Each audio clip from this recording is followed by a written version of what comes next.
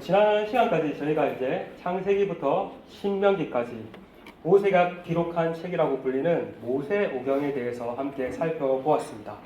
이제 오늘부터 이제 여호수아서부터 이제 올 연말까지 에스더서까지 역사서를 함께 살펴보려고 합니다. 이 역사서는요, 이스라엘의 역사를 기록하고 있습니다. 이스라엘 백성이 가나안 땅을 정복하고 정착하는 내용, 이게 오늘 여호수아서 내용입니다. 그런 뒤 사사들이 다스리는 사사시대 이야기, 왕들이 다스리는 왕정 이야기, 그다음 이스라엘 백성들이 불순종으로 말미암아 가나안 땅에서 쫓겨나 포로로 끌려가는 포로기 이야기, 또 포로 생활이 끝나고 다시 포로로 귀환하는 이야기를 담고 있습니다. 이 역사서를 통해서 우리는 하나님께서 어떻게 하나님의 백성을 이끌어 와셨는지를 살펴볼 수 있습니다. 그래서 여러분 역사서를 읽으실 때 그냥 읽으시지 마시고 하나님께서 어떻게 일하셨는지를 보시며 읽으시면 됩니다. 자, 드디어 오늘은 이제 여호수아서를 살펴보려고 합니다. 먼저 여호수아서를 살펴보기 앞서 여호수아라는 인물이 어떤 인물인지 한번 살펴봅시다. 여러분 여호수아는 에브라임 지파로서 눈의 아들 호세아라고 불렸던 인물입니다. 이 여호수아의 이름의 뜻이 뭔지 아십니까? 여호수아의 이름의 뜻은 여호와는 구원이시다입니다. 이게 히브리어인데 헬라어, 그리스어로 음력을 하면은 예수가 여호수아랑 똑같은 말입니다. 아직 강의 맨 마지막에 이제 예수님이 참 여호수아시다고 말을 할 텐데 여호수아, 예수 같은 말입니다. 이 여호수아가 성경에 어디에서 가장 처음 등장할까요? 성경을 좀 잘 읽어보신 분 아실 건데 출애굽기 17장에 가장 먼저 등장합니다. 출애굽기 17장을 보면 이스라엘 백성들이 이제 출애굽에서 이제 광야 생활이 시작되는데 그 첫 번째 전쟁, 아말렉과의 첫 번째 전쟁을 싸우는데 모세가 이제 지팡이를 들고 이제 아론과 홀이 옆에서 이제 도와주고, 근데 여호수아는 전쟁에 앞장서서 싸웠던 인물입니다. 여호수아가 아말렉과의 전쟁에서 승리를 하는데 이것은 여호수아가 이제 약속의 땅에서 가나안 족속들을 물리치고 승리할 것을 예고해주는 예고편이라고 할 수 있습니다. 또 여러 곳에서 이제 여호수아가 한 번씩 등장하는데요. 또 어디에서 여호수아의 이름이 크게 부각됩니까? 민수기에 보시면, 민수기 13장과 14장에 보시면 12 정탐꾼을 이제 가나안 땅에 보내잖아요. 그 12 정탐꾼 중 믿음의 보고를 한 사람 여호수아와 갈렙이 있었죠. 이처럼 여호수아는 믿음의 사람입니다. 그리고 지난주 신명기에서 모세의 후계자로 여호수아가 세워지는 내용이 나왔습니다. 그래서 여호수아는 갑자기 지도자로 세워진 것이 아니라 예전부터 잘 준비된 하나님의 사람임을 알 수가 있습니다. 여호수아서의 구조 한번 아주 간단합니다. 크게 두 부분으로 나눌 수 있습니다. 딱 10조 24장에서 딱 전반부 12장은 1에서 12장까지는 가나안 땅을 정복하는 정복전쟁 이야기고, 나머지 13장에서 24장은 그 땅에 정착하는 내용입니다. 이처럼 한마디로 말하면 여호수아서는 땅 이야기입니다. 한국인이 가장 좋아하는 성경 뭘까요? 여호수아서겠죠? 맞죠? 별로 안 좋아하시네요. 이 여호수아의 핵심 주제는 약속의 성취입니다. 창세기를 보시면 하나님께서 아브라함과 이삭과 야곱에게 약속의 땅을 주시겠다고 약속하셨습니다. 이제 그 하나님의 약속이 이제 부분적으로 성취되는 말씀이 여호수아서입니다. 그래서 우리는 여호수아서를 읽을 때 하나님께서 어떻게 약속을 성취해 나가셨는지 이 관점으로 읽을 수 있습니다. 그럼 이제 주요 내용을 한번 살펴보겠습니다. 여호수아는 이제 모세의 종, 여호와의 종 모세가 죽은 후에라고 시작을 합니다. 우리 한번 1장 1절만 함께 읽으시겠습니다. 시작. 여호와의 종 모세가 죽은 후에 여호와께서 모세의 수종자 눈의 아들 여호수아에게 말씀하여 이르시되, 이스라엘을 이끌고 출애굽이라는 엄청난 가업을 이루었고 또 광야 40년 동안 이스라엘 백성들을 이끌었던 위대한 지도자 모세가 죽었습니다. 그것은 별거 아닌 일이 아니라 이스라엘 백성 입장에서 보았을 때 엄청난 위기였습니다. 앞서 모세의 후계자로 여호수아가 세워졌고 이제 여호와께서 여호수아에게 말씀하십니다. 여호수아에게 하나님께서 어떤 사명을 부여하시나 1장 2절을 읽겠습니다. 시작. 내 종 모세가 죽었으니 이제 너는 이 모든 백성과 더불어 일어나 이 요단을 건너 내가 그들 곧 이스라엘 자손에게 주는 땅으로 가라. 네. 하나님께서 여호수아를 부르시고 그가 해야 할 사명을 알려주십니다. 그것이 무엇입니까? 이제 이 백성들을 이끌고 가나안 땅에 가서 그 땅을 차지하라는 것입니다. 일이 쉬운 일일까요? 어려운 일일까요? 이스라엘 백성들은요, 잘 훈련된 군인들이 아니었습니다. 오합지졸, 400년 동안 애굽에서 노예 생활했으니까 별거 없었겠죠. 근데 이 오합지졸 이스라엘 백성들을 이끌고 이제 그 땅에 가서 적극적으로 전쟁을 해서 그 땅을 차지해야 했습니다.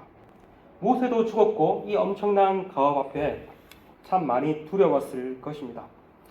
근데 놀라운 사실은 하나님께서 그 땅을 앞으로 장차 주시겠다가 아니라 이미 주셨다라고 말을 하고 있습니다. 우리 3절 한번 읽겠습니다. 시작. 내가 모세에게 말한 바와 같이 너희 발바닥으로 밟는 곳은 모두가 내가 너에게 주었노니, 줄 거야가 아니라 이미 주었다라고 말을 합니다. 이게 무슨 말입니까?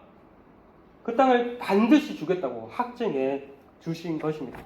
그렇다면 여호수아가 해야 할 일은 두려워하지 아니하고 이 하나님의 약속의 말씀을 붙잡고 나아가는 일이었습니다.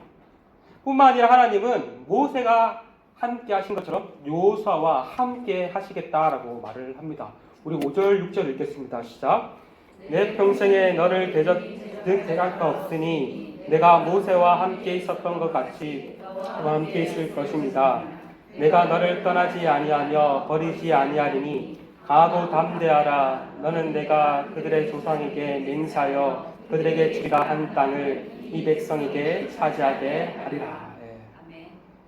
위대한 지도자 모세가 죽고 여호수아 앞에 엄청난 가업이 남겨져 있습니다. 아마 두렵지 않겠습니까? 이 두려워하는 여호수아에게 하나님께서 강하고 담대하라고 말씀하십니다. 어떻게 강하고 담대할 수 있는가? 하나님께서 너와 함께 하시겠다. 임마누엘의 복을 하나님께서 약속하십니다. 함께 하시는 하나님이 여호수아를 도우시겠다는 겁니다. 함께 하신 하나님이 앞장서서 싸우시겠다는 말입니다. 그러니 더 이상 두려워하지 말고 강하고 담대하라고 하신 것이죠. 여러분, 우리도 어떻습니까? 우리도 하나님께서 나와 함께 하신다는 이 사실을 깊이 인식할 때 우리가 어떠한 상황 속에서도 두려워하지 않고 강하고 담대할 수 있습니다. 성도가 어떠한 자가 성도입니까? 성도는 두려움의 대상이 오직 하나님밖에 없는 자가 성도입니다. 하나님은 지금도 우리와 함께 하시며 예수님께서 약속하셨죠. 세상 끝날까지 영원히 너희와 함께 하시겠다고 약속하셨습니다. 여러분 어떠세요? 정말 임마누엘 하고 계시는 하나님, 여러분 함께 하신다는 게 생생하게 경험되어지고 그로 인해서 어떠한 상황 가운데 안심이 되십니까? 네.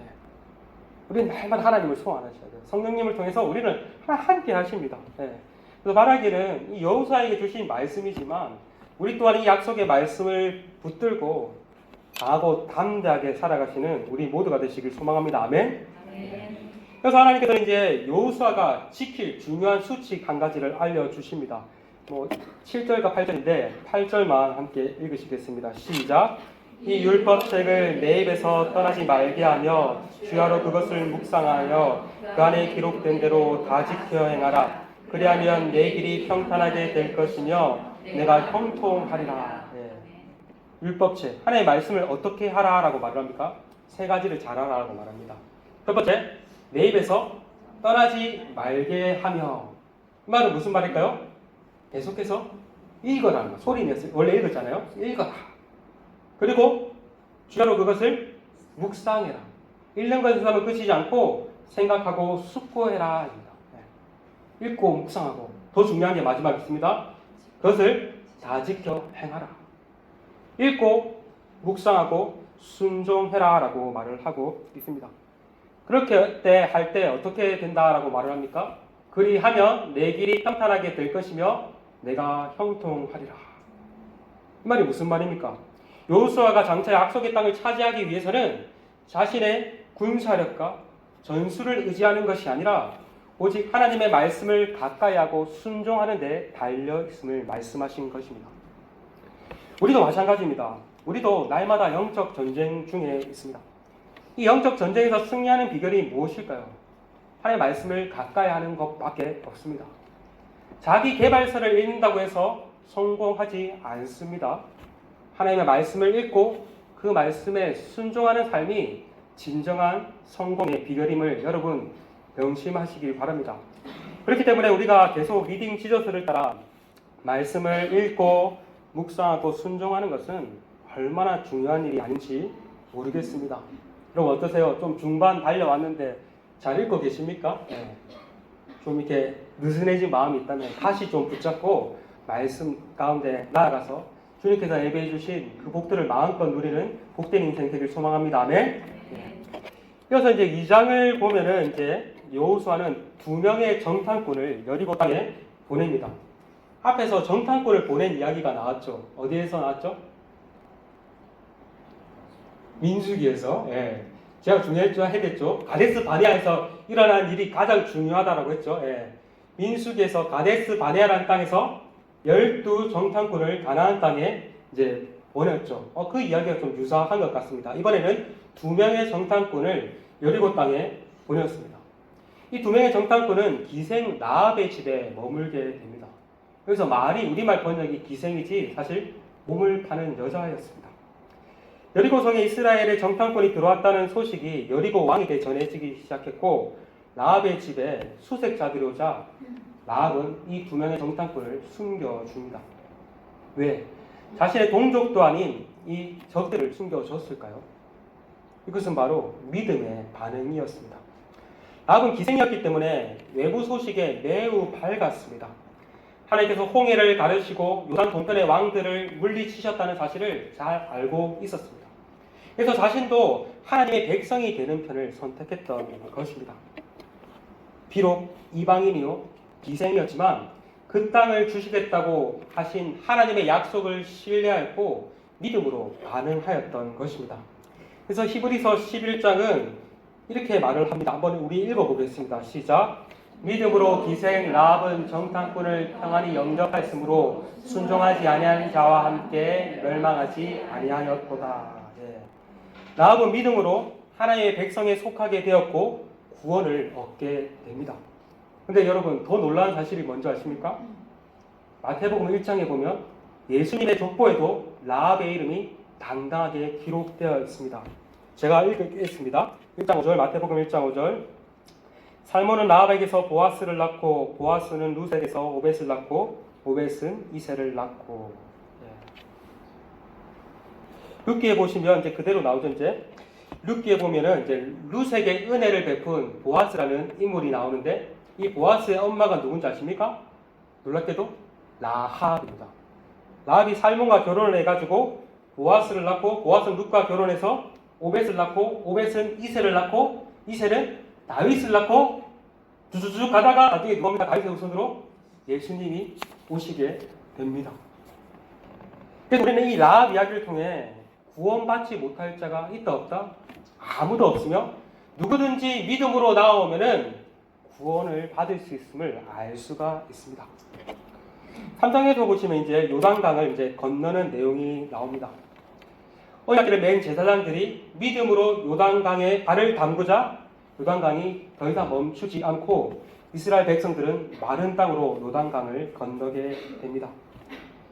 그래서 이거 보시면 이제 이스라엘 백성들이 시팀이 있었어요. 이제 시팀이 있었고 북쪽에는 갈릴리 호수 또는 바다라고 하고 남쪽에는 사해가 있어요. 이 사이에 이제 요단강이 흐르고 있는데 이제 이 약속의 땅에 이제 가야 되는데 장애물이 이제 요단강이 있었습니다. 이제 하나님께서 언약궤를 맨 제사장이 요단강에 발을 담궈라라고 말씀하시거든요. 근데 정말 믿음으로 발을 담그자 요단강이 갈라지게 됩니다. 하나님께서 이제 가나안 정복 전쟁을 앞두고 시작부터 이스라엘 백성들이 치러야 할 이 전쟁은 믿음과 순종의 전쟁임을 알려주신 것입니다. 그래서 이제 이스라엘 백성들이 이제 요단강을 건너가지고 가장 처음에 머문 도시가 길갈이라는 도시인데, 이 길갈에서 이스라엘 백성들은 몇 가지 준비를 합니다. 첫 번째, 요단강 바닥에서 제사장들이 이제 밟고 있었던 그곳에서 12개의 돌들을 치해오거든요. 12개의 돌들을 이제 길갈에 이제 기념으로 세웁니다. 그렇게 함으로써 자신들뿐만 아니라 후손들에게 하나님께서 행하신 일을 기억하고 기념하게 했습니다. 두 번째, 광야에서 태어난 사람들을, 남자들을 할례를 행하는 일을 하였습니다. 할례를 행함으로써 이스라엘 백성이 하나님의 백성임을 다시금 정체성을 상기시켰습니다. 그리고 세 번째는 그동안 지키지 못했던 유월절을 지킵니다. 유월절을 지킴으로써 하나님께서 베푸신 그 구원의 은혜를 다시금 기억해야 했습니다. 이처럼 이스라엘 백성들은 길갈에서 전쟁을 앞두고 있는데, 전쟁을 앞두면 보통 우리가 어떤 준비를 해야겠습니까? 어떻게 전술을 짜고 작전을 짜고 이렇게 준비를 해야 되는데, 그런 준비 한 개도 안 하고 이러한 준비를 합니다. 영적인 준비를 한 것이죠. 상식적으로 전쟁을 앞두고 군사훈련을 하거나 전술 전략을 짜는 게 맞습니다. 그러나 여호수아와 갈렙은 이 전쟁은 여호와의 전쟁이기에 가장 먼저 영적 준비를 하였던 것입니다. 이스라엘 백성들이 이렇게 준비를 하였다면 하나님 편에서도 준비하십니다. 군대 대장을 준비시켜 주십니다. 하나님의 군대 대장이 여호수아에게 나타난 것은 이스라엘 백성들이 앞으로 치러야 할 그 전쟁의 성격을 잘 보여준다 할 수 있습니다. 하나님께서 대장 되심으로써 전쟁을 하시겠다는 것입니다.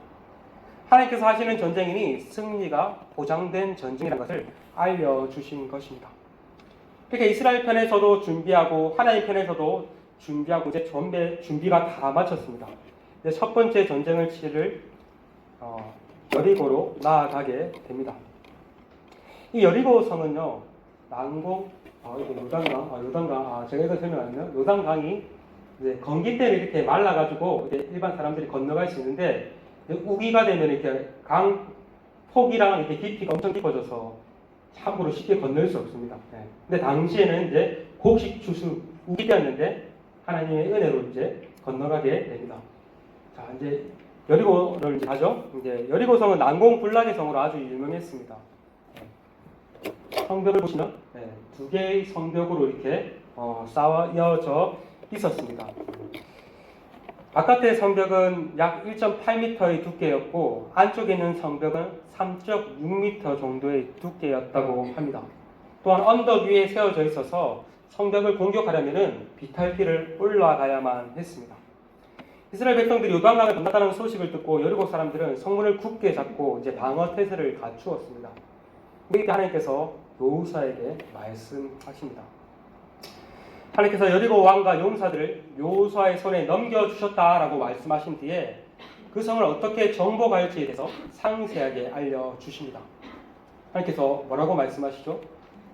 매일 1일부터 6째 날까지 여리고 성을 한 바퀴 돌고 마지막 7일째 되는 날에는 7바퀴를 돌아라.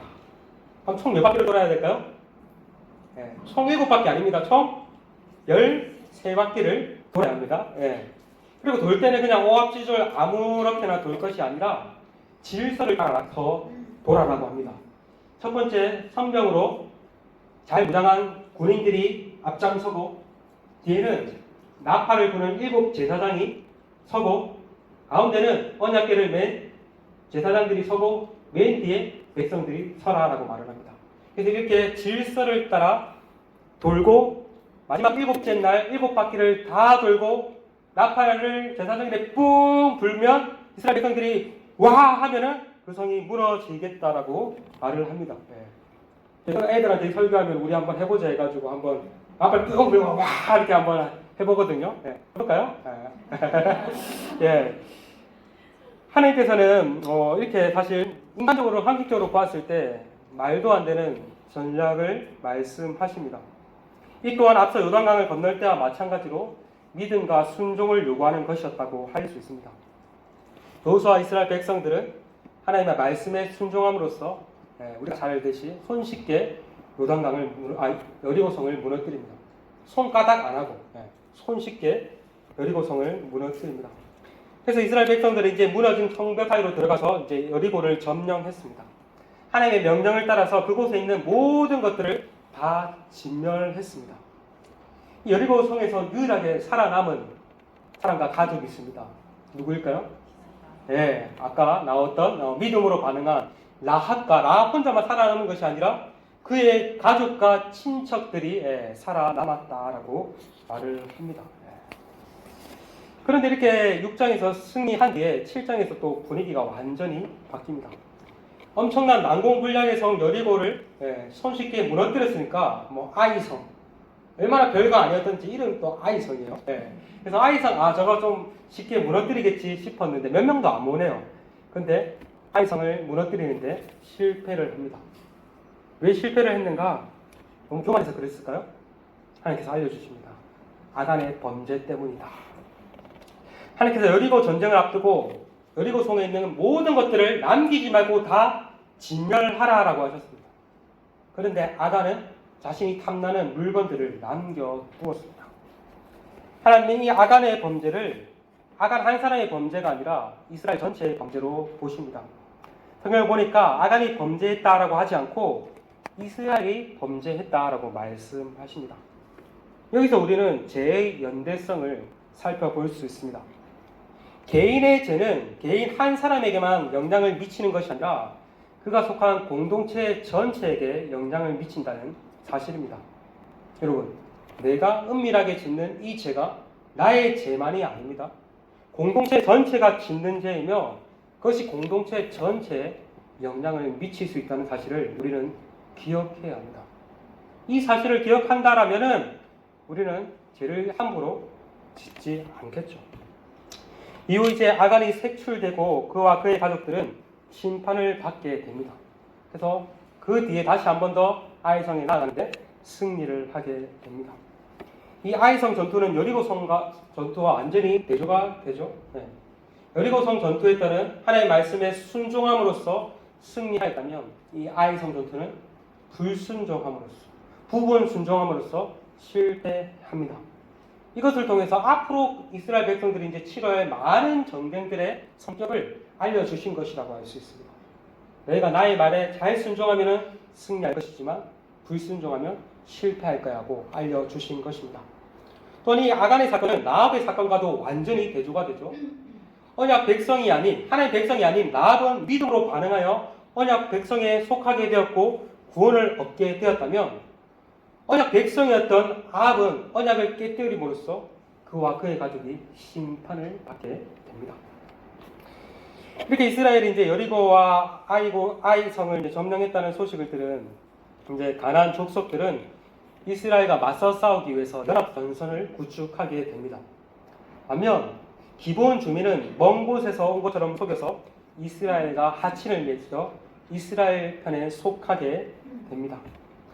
이스라엘과 싸우기 위해 연합 전선을 구축하였던 가나안 족속들은 다 진멸되었다면 기본 족속들은 거짓말을 하였지만 하나님께서도 은혜를 베풀어 주셔서 그들은 구원을 얻게 됩니다. 라합과 기본 족속들 비슷한 내용인 것 같습니다. 이렇게 가나안 땅에 들어간 이스라엘 백성들은 이제 그 땅을 하나하나씩 정복해 나갑니다. 다음에 보시면 이제 건너서 이제 중부 지역 여리고와 아이성 중부를 이제 허리를 탁 치고 그다음에 이제 남부 지역을 치고 북부 지역을 이렇게 하나하나씩 점령하게 됨을 성경을 통해서 우리는 살펴볼 수 있게 됩니다. 이 여호수아서 어렵진 않은데 이제 내일 지명들이 엄청 많이 나오잖아요. 생소한 지명들이 나와가지고 이렇게 조금 어렵게 느껴질 수 있는데 좋은 방법은 요즘에 성경 지도라고 이렇게 한국에 가면 5,000짜리 팔아요. 아주 잘 돼 있어요. 그런 것들을 같이 여러분 좀 읽으시면은 훨씬 성경을 읽는데 수월하실 것 같습니다. 그래서 이스라엘 백성들이 이렇게 하나하나씩 정복을 하는데 어떻게 이렇게 전쟁에서 승리할 수 있었냐? 여호수아의 지도력이 탁월해서인가? 이스라엘 군사력이 강해서인가? 아니라 성경을 읽어보시면 하나님께서 하신 일이다라고 말을 하고 있습니다. 반복해서 여호와께서 넘겨주셨다 이 말이 계속해서 반복됨을 알 수가 있습니다. 그래서 여호수아 전반부는 이렇게 마칩니다. 우리 한번 여호수아서 11장 23절을 함께 읽으시겠습니다. 시작. 이와 같이 여호수아가 여호와께서 모세에게 말씀하신 대로 그 온 땅을 점령하여 이스라엘 지파의 구분에 따라 기업으로 주매 그 땅에 전쟁이 그쳤더라. 예. 근데 이제 딱 전반부가 이제 끝이 나고 이제 후반부는 이제 13장부터 22장은 이스라엘 지파들이 이제 각 지파별로 땅을 분배받는 내용이 나옵니다. 쪽에 보면 이제 요단강을 기준으로 요단 동편, 요단 서편 있잖아요. 요단 동편은 이미 여호수아서 이전에 점령을 했습니다. 그래서 이미 땅을 분배받았어요. 그래서 루벤 지파, 갓 지파, 므낫세 반 지파. 므낫세 반 지파라면 므낫세 할프 반이라는 거예요. 말 그대로 므낫세 반 지파가 이제 땅을 분배받았고 이제 여호수아에서는 이제 요단 서편에 있는 나머지 9지파와 여기도 므낫세 반 지파가 땅을 분배받는 내용이 나옵니다. 므낫세 지파는 요단 동편에도 있고 요단 서편에도 있죠. 반면 땅을 분배받지 않은 지파가 있습니다. 어느 지파일까요? 레위 지파입니다. 레위 지파에게는 기업이었고 거주할 성읍과 목초지 정도는 주어집니다. 하나님께서 왜 이렇게 레위 지파를 이렇게 하셨나? 이렇게 말씀하세요. 레위 지파 너희의 기업은 바로 나 여호와다라고 말씀하십니다. 여러분 땅이 없으신 우리에게 땅이 많으신 분도 계시지만 엄청난 위로가 됩니다. 하나님께서 우리의 기업이 되십니다. 아멘. 레위 지파에게 이게 더 큰 복이다라고 말씀하시죠. 이렇게 하나님의 약속을 따라 모든 이스라엘 지파에게 땅이 분배되고 하나님께서 안식을 주셨다라고 말을 합니다. 44절에 보시면 여호와께서 그들 주위에 안식을 주셨으니. 그런데 그렇다고 해서 모든 지역을 다 완전히 정복한 것은 아닙니다. 이제 계속해서 이스라엘 백성들은 또 차지하지 못한 땅을 계속해서 정복해야 했습니다. 뿐만 아니라 더 중요한 것이 있습니다. 이제 그 땅에서 하나님의 말씀을 따라 살아가야 했습니다. 그러니까 이제 땅을 정복하고 차지한 것이 끝이 아니라 더 중요한 것은 그 땅에서 하나님의 말씀을 따라 살아가는 것입니다. 근데 이제 다음 주에 살펴보겠지만 사사기부터 뭔가 잘못되기 시작합니다. 완전히 정복해야 되는데 니기적거려가지고 완전히 정복하지 않고 그 땅에 있는 사람들과 동화되기 시작하고 또 하나님의 말씀을 따라 살지 않음으로써 실패하는 내용이 사사 이야기가 나오게 됩니다. 이후에 이스라엘 백성들이 이제 왕정 시대에도 하나님의 말씀을 따라 순종하지 않음으로써 언약에 따라서 신명기 언약에 따라서 그 땅에서 쫓겨나가게 되죠. 여호수아서 22장에서 24장은 이제 여호수아의 고별 설교가 나옵니다. 신명기에서도 마지막에 이제 신명기 자체가 이제 모세의 고별 설교라고 했듯이 여호수아 마지막에도 이제 여호수아의 고별 설교가 나오는데 여호수아는 이제 약속의 땅을 이제 차지한 이스라엘 백성들 향해 하나님께서 베푸신 그 은혜들을 다시 한 번 더 상기시키며 하나님의 말씀을 순종하고 하나님만 사랑하고 섬길 것을 촉구합니다. 우리 한번 24장 14절에서 15절 읽겠습니다. 시작. 그러므로 이제 여호와를 경외하며 온전함과 진실함으로 그를 섬기라. 너희 조상들이 강 저쪽과 애굽에서 섬기던 신들을 치워버리고 여호와만 섬기라. 만일 여호와를 섬기는 것이 너에게 좋지 않게 보이거든 너희 조상들이 강 저쪽에서 섬기던 신들이든지 또는 너희가 거주한 땅에 있는 아모리 족속의 신들이든지 너희가 섬길 자를 오늘 택하라. 오직 나와 내 집은 여호와를 섬기겠노라 하니. 하나님께서 하나님만을 온전함과 진실함으로 섬기라. 다른 신을 섬기지 말라. 여호수아의 놀라운 고백을 합니다. 너희들이 설사 다른 신을 섬긴다고 다 고백할지라도 나와 내 집은 여호와만 섬기겠다라고 고백을 합니다. 그래서 이스라엘 백성들은 하나님만을 섬기겠다라고 맹세하였고 여호수아와 이스라엘 백성들은 세겜에서 언약을 맺습니다. 이게 세겜 언약입니다. 그런 뒤에 이제 여호수아가 110세의 나이로 죽었다라고 하면서 이제 여호수아서는 끝이 납니다. 강의 서론에서 제가 여호수아라는 이름이 헬라어로 했을 때 예수라고 했습니다. 사실 여호수아는 예수님을 예표하는 인물입니다. 여호수아가 하나님의 말씀에 순종하여 가나안 땅을 정복해 나갔듯이 예수님께서 하나님의 말씀에 온전히 순종하심으로써 하나님 나라를 이루어 가셨습니다. 예수님의 처음 오심을 통해서 악의 세력들이 제압되고 하나님 나라가 회복되는 역사가 일어났습니다. 그리고 장차 예수님께서 다시 오심을 통해서 하나님 나라가 온전히 완성될 것입니다. 우리는 나아까 기본 족속과 같이 심판을 받아 마땅할 존재였으나 예수님을 통해 하나님 백성에 속하게 되었고 이미 하나님 나라를 경험하게 되었습니다. 그러나 이게 끝이 아니죠. 우리에게도 여전히 가업이 남겨져 있습니다. 하나님과 더불어 성화의 삶을 살아야 합니다. 언제까지요? 주님 나라 갈 때까지. 주님 다시 오실 때까지. 우리 신자는 날마다 영적 전쟁을 치르고 있는 중입니다. 근데 이 전쟁은 승리가 이미 보장된 전쟁입니다. 그렇기 때문에 우리는 어떠한 상황 가운데 우리와 함께 하시는 하나님을 신뢰하고 하나님의 말씀에 순종함으로써 나아가야 할 것입니다. 끝으로 여호수아에게 하신 말씀 이거 읽고 함께 마쳤으면 좋겠습니다. 함께 여호수아서 1장 8절과 9절을 읽겠습니다. 시작. 이 율법책을 내 입에서 떠나지 말게 하며 주야로 그것을 묵상하여 그 안에 기록된 대로 다 지켜 행하라. 그리하면 내 길이 평탄하게 될 것이며 내가 형통하리라. 내가 내게 명령한 것이 아니라 강하고 담대하라. 두려워하지 말며 놀라지 말라. 내가 어디로 가든지 내 하나님 여호와가 너와 함께 하느니라 하시니라.